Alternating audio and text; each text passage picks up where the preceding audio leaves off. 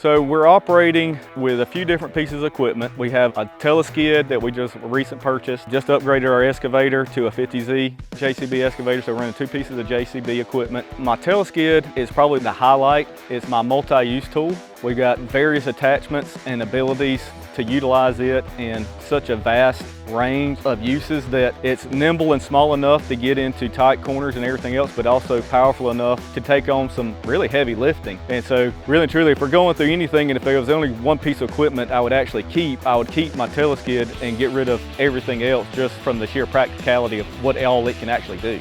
The aesthetical choice of it, I was like, all right, that's a really good looking piece of equipment. Then walking through with my sales rep and everything else and looking at it and looking at the easeability of the maintenance of it and how accessible everything was, and then getting in the machine and just the feel of the controls, the easeability and the sensitivity of the joysticks just made it fluid of being able to control.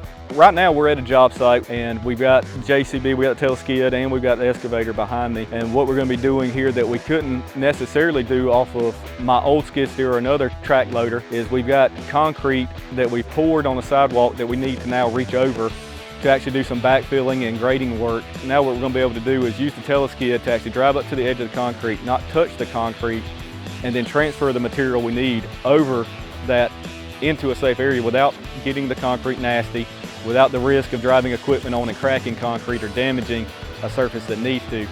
And it's going to save, like I said, a lot of back labor.